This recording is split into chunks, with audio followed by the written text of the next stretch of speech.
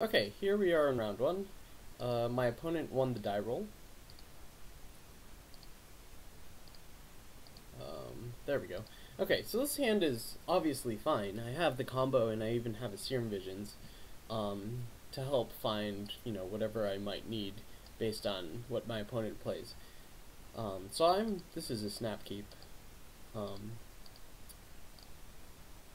The beginning of the game is a little strange once it gets started. Okay, here we go. So my opponent leads with Celestial Colonnade, which makes me think that he's going to have some sort of permission to disrupt my combo. And otherwise I'm not under,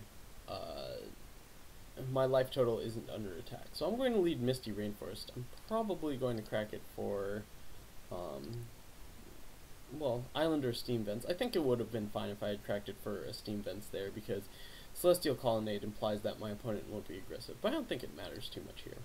So, I cast Serum Visions.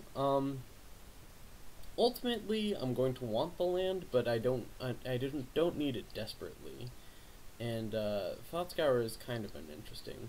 So I put the Thought Scour on top, and then I put the Scalding Tarn on bottom, because I guess the Thought Scour is okay. It kind of fuels my graveyard for future Snapcaster mages, but I don't really need the extra land in the Scalding Tarn. So I'm going to play Misty Rainforest and pass. My idea is that I'm going to Thought Scour at the end of his turn, and then crack the Misty Rainforest for Steam Vents. So he plays the Dark Slick Shores and passes. So he's playing some sort of Esper deck. We'll see here. I don't know too much. He hasn't given me any information, so I don't really know what he's on. So I'm going to cast Thought Scour on myself.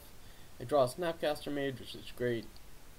I sacrifice the Steam Vents and go get, I sacrifice the Misty Rainforest and I go get a Steam Vent.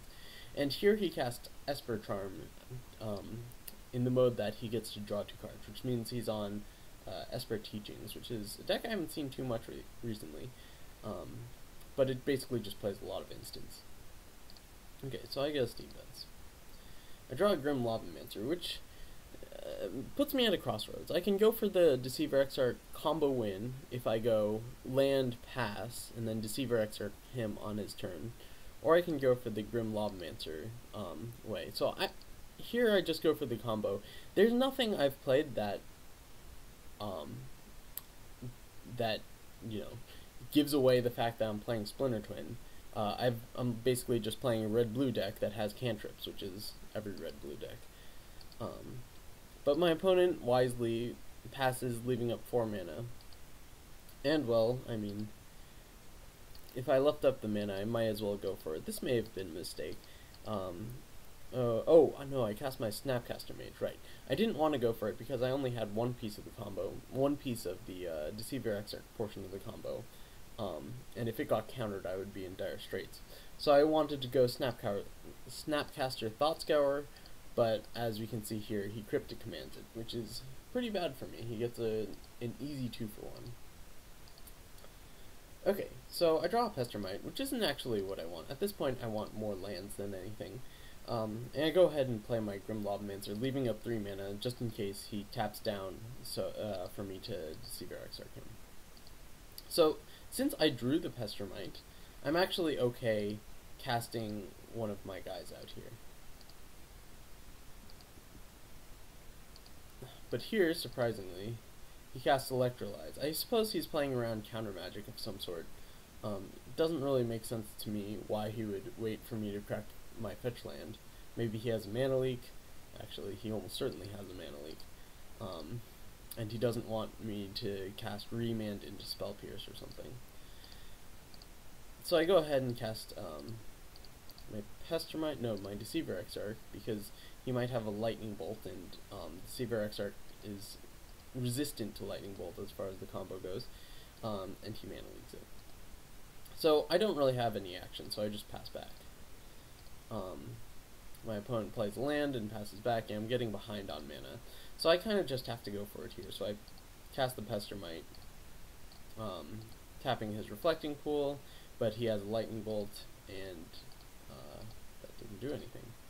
So I draw Thought Scour. I might as well cast it just in case I draw something I can play. Find Sulphur Falls and just play it.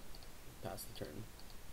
So here he casts Mystical Teachings, and it's very hard to win once they start resolving Mystical Teachings. This basically tutors for any card in their deck. And, well, once they do that, not only do they have another copy of Mystical Teachings in their graveyard to flashback, they also have the best card against you. So basically, like, another Lightning Bolt or a Path to Exile or just whatever that can disrupt my combo. So I'm going to go ahead and remand it. My hope is really to find a piece of the combo while he taps low. So I draw a remand. I cast Sleight of Hand here, looking for a piece of the combo, but instead I find 2 useless burn spells, and, well, that's basically the game for me, because he casts Teachings again here. I feel compelled to remand it, and, well, I don't have the combo, so he's just going to cast Teachings again here and win the game. So I cast Kiki-Jiki because there's no reason not to. He already knows I have, well, I don't know. Actually, he didn't see my hand. Nevertheless, I don't think it gives away any information for me to cast Kiki-Jiki here. And he just Lightning Bolts. Yes, he Lightning Bolts Kiki-Jiki, and then he resolves Mystical Teachings, finding Esper Charm. He tells me to discard 2 cards from my hand. I discard 2, and then he casts Snapcaster Mage, and Esper Charms me again, making me discard the rest of my hand. And at that point, the game's over.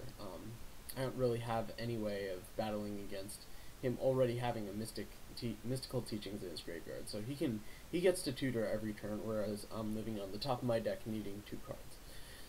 So that's game 1. It goes to sideboarding, and I sideboard into the aggro plan, as I showed you earlier, and we'll go on to game 2.